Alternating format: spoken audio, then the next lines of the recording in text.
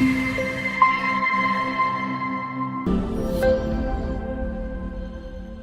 evening everyone. Welcome to Abhiram IAS Academy. This is Pavani Reddy Palla. I'm here to discuss the Daily Chronicle series. So let us see all the important articles in the Hindu newspaper today. So in the front page we have one important article related to the Oscar Awards. So let us see all the important articles in the Hindu newspaper today. So in the front page we have one important article related to the Oscar Awards. So these are the 97th Academy Awards. So generally, Academy Awards are given for the artistic and technical expertise. Okay, they are presented by the AMPAS, Academy of Motions Pictures, Arts and Science. Okay, so we have all the important categories displayed in this article, where the original screenplay award has been given to Anora. So the original score has been given to The Brutalist, and best actor has been given to the Adrian Brody, and the best actress has been given to Mikey Madison for the film Anora, and supporting actress has been given to Zoe Saldana, and the supporting actor Kieran Culkin. So these are all the important award categories which we have to make a note of it for the competitive exam preparation.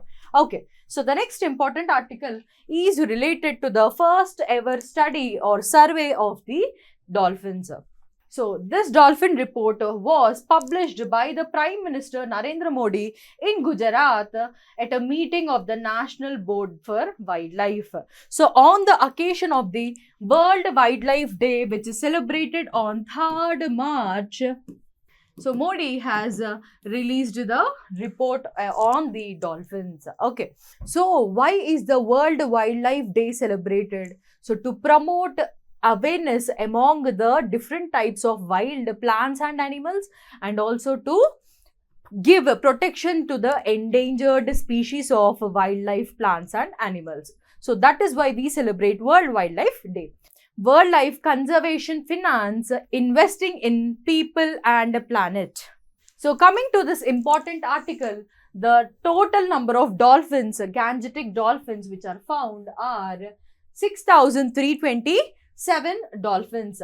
So according to the study, the total number of dolphins found are 6,324 Gangetic dolphins. So among that, in the Gangetic area, we found 6,324 dolphins, whereas 3 dolphins are found in the Indus River. Okay, so among that, we have in the Ganga mainstream 3,275 dolphins. In the Ganga tributaries, we have around 2,414 dolphins, and Brahmaputra mainstream, we have 584 dolphins. And Brahmaputra tributaries around 412, and also we have 101 dolphins in the Bias River. So the study which was started in 2021. So the study was started in 2021 and the report came in 2025. Okay. So it covered an area of 8,507 kilometers. So this is very huge stretch of river bed which has where the survey for the riverine dolphins has been conducted. Okay.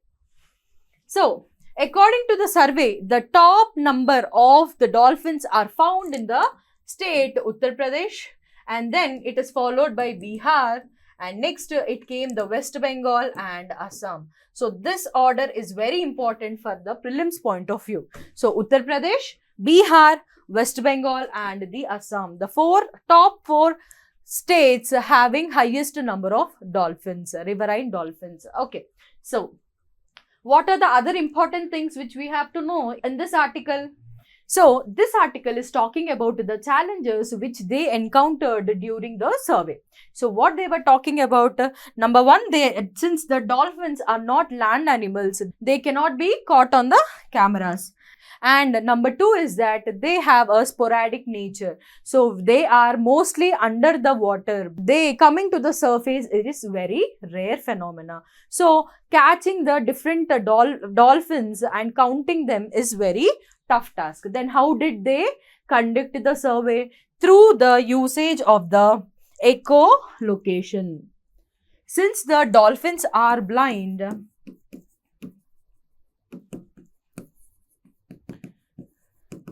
they use the echolocation technique for communication and for moving. So the researchers were traveling on the boats at a constant speed and used the underground microphones. So basically the science of acoustics has been applied for conducting the survey of the dolphins. Okay. So this is one important technique which they have applied, and so the next survey will be started after 4 years. Okay, so this has been started in 2021 and the report came in 2025. So let's wait for the next study so that we can have a clear picture of the growth or decline of the riverine dolphins, their issues, and the water pollution in the Ganga's effect on the population of the riverine dolphins, etc. All important things can be known from the next survey. Okay. So the next important article in the Hindu newspaper is related to the Aditya L1 mission. So we know that recently the ISRO has released the picture of the solar flare kernel. So what is a solar flare? So solar flare is basically a intense amount of magnetic energy which is released, which appears to be very bright in nature. So it appears with full of lightning and brightness. So it is basically the magnetic energy which is released from the sun's atmosphere. That is called a solar flare. So recently our Aditya L1 mission, which has been launched on September 2nd, 2023 by the rocket PSLV C-57 rocket. Okay. So this rocket has launched the Aditya L1 on January 6, 2024 on the L1 Lagrange point.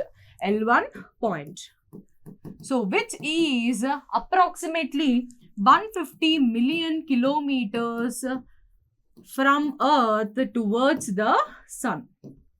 Okay. So at this point, so by January 6th, the Aditya L1 was successfully launched to this point, Lagrange 1.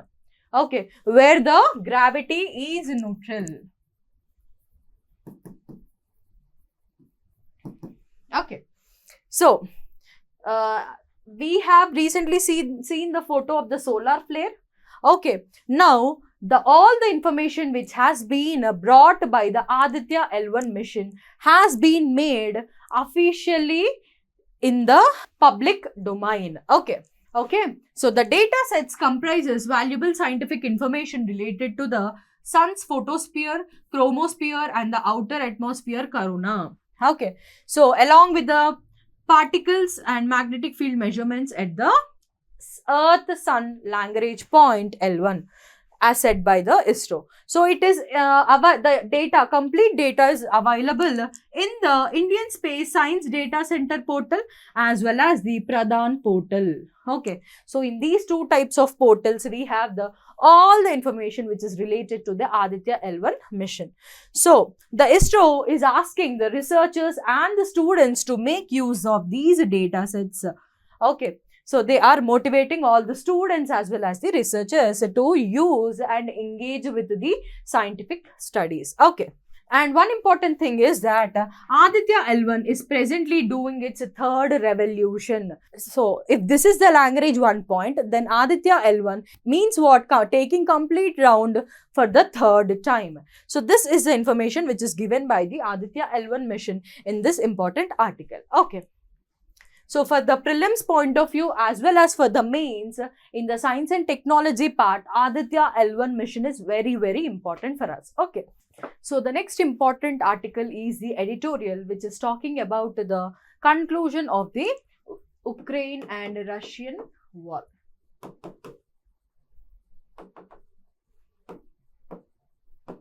Okay. So recently, Mr. Zelensky, the leader of the Ukraine, has met Trump for two important issues. That is to sign an agreement related to the energy supply to US, and also number two, to conclude a treaty with Russia related talks.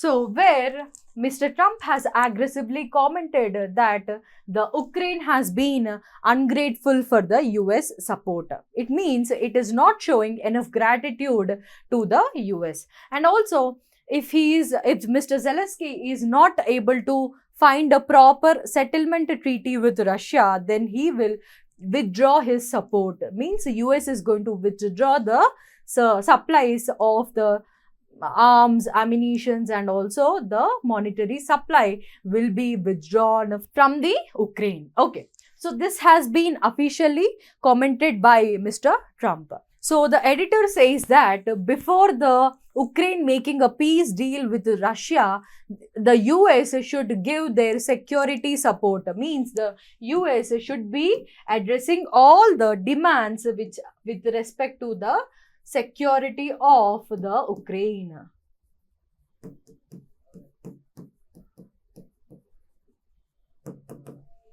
Okay, then only a long lasting peace can happen in Europe. This is what editor is talking about, the everlasting peace of the Europe. So the next important article for today, we have the headlines: India launches multinational alliance collaboration on sustainable development.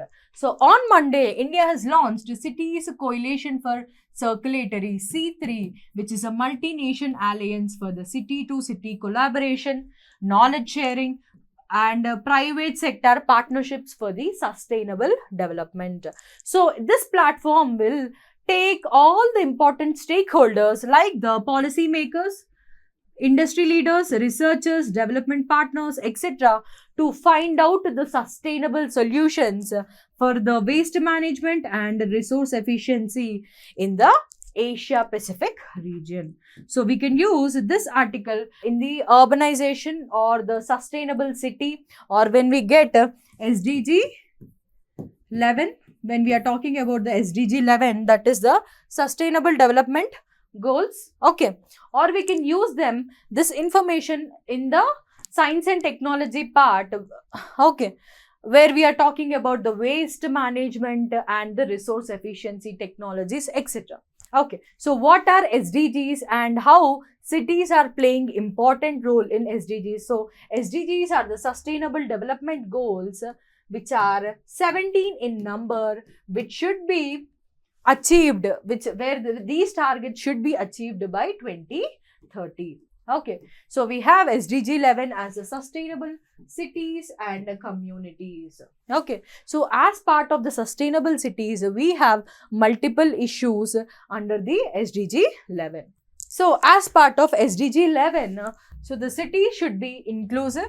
So every sector of population should be so equally represented and also need to get the fruits of the urbanization. Okay, the city should be safe, resilient and sustainable by addressing all the important key issues like the urbanization, the pollution, the housing issues, the transportation issues, and the disaster preparedness. So all these issues must be addressed in sustainable cities. So city should be inclusive, it should be safe, resilient, and which is sustainable in nature. Okay. So the key targets under the SDG 11, we have number 1, the affordable housing. Okay. So in the affordable housing, we need to have adequate, safe and affordable houses and basic facilities for all the population. In the affordable housing, we need to have adequate housing facilities. So we know in Hyderabad or for any city like the Mumbai, etc., we know the existence of slums. So whenever there is a very luxurious area, in the sideways we have a slum who are the lower middle class or the lower class working for the luxurious surrounding area. Okay, so we need to have hygiene conditions, sanitation conditions, and neatly constructed the designs with proper ventilation and insulation facilities. So that is the affordable housing. And number 2, we have the sustainable transport. So the transport system must be affordable, safe, and accessible and sustainable transport system. So that is why we have the facilities like carpooling, public transportation, metros, MMTS services, etc. So why all these? And now we have the EVs in Telangana. We have electric vehicle policy also. Why all these things are being brought under the government's arena? Because to promote sustainable transportation. Okay. And also in Telangana we have the free bus services to the women. Okay, so these are one important step for the sustainable transportation under the sub targets of the SDG 11. Next, we have the urban planning. So we need to have a improved and technology oriented urban planning. So we need to include the GPS, we need to include the AI driven traffic management, etc., for making urban plan more and more relevant to the today's needs. Okay, so number 4, we have the environmental protection. So recent times we have been seeing many issues in the cities, like we have seen the air pollution, water pollution. We have seen the concepts like in summer season, urban heat island, water issues, etc. So all these issues have been plaguing the urban quality of life. So we need to protect the environment in the urban areas. So we need to have more open and green spaces. So we need to have proper green building designs where we have proper ventilation and insulation coming to the houses directly. Okay, and we need to have proper water and drainage facilities to have maintain hygienic conditions. So etc. These are very important for the environmental protection in the urban cities. Next important, we have the cultural and the natural heritage. So we need to strengthen our efforts from the public as well as by the government regulations to enrich the and safeguard the cultural and natural heritages. Okay, natural heritages. Next, climate change. So we all know the urbanization and industrialization, the two important prime reasons for the climate change and global warming, right? So for example, the carbon dioxide levels in the pre-industrial eras, that is around the 16th, 17th century, it is around 280 parts per million. Okay, according to the report, in 2024, the carbon dioxide level is around 423 parts per million.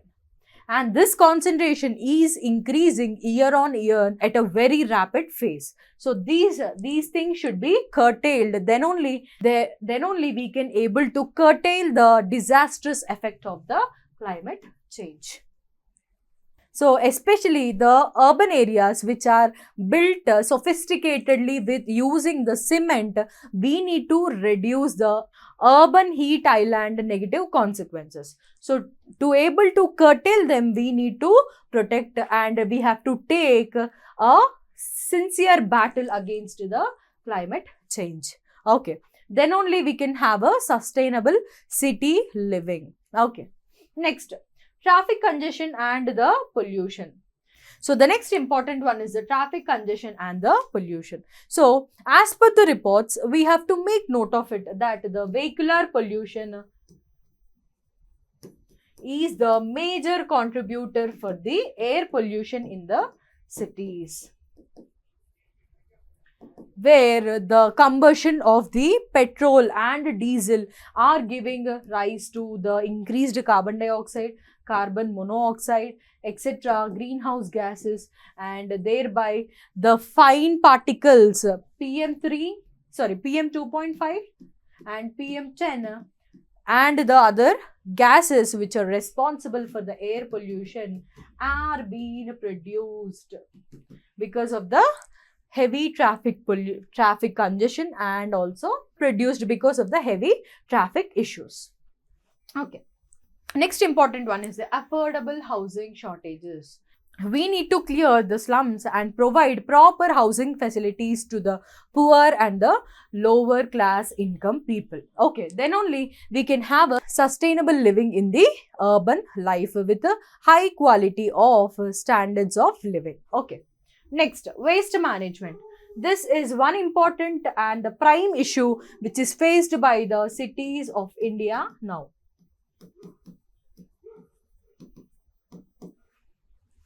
So we need to work on the poor waste disposal methods, okay, and also recycling system and treatment of the waste, etc. All need to be prioritized, because this is one of the issue which is causing a very negative, so which is causing negative consequences to the urban people. Okay, so these issues are to be addressed for sustainable living.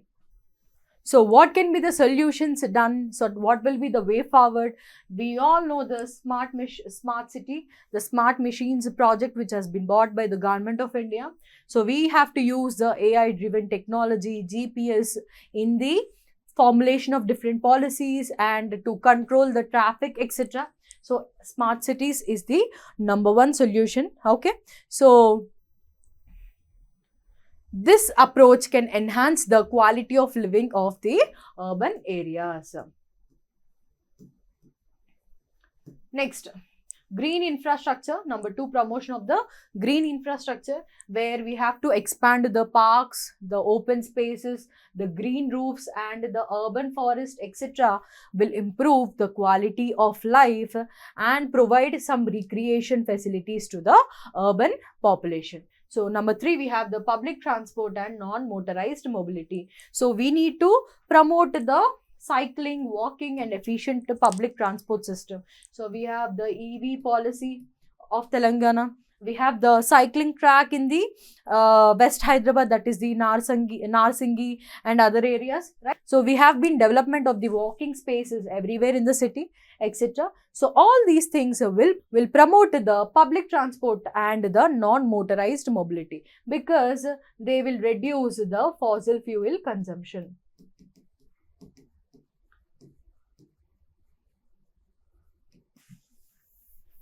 And there is also one important concepts like the transit oriented development.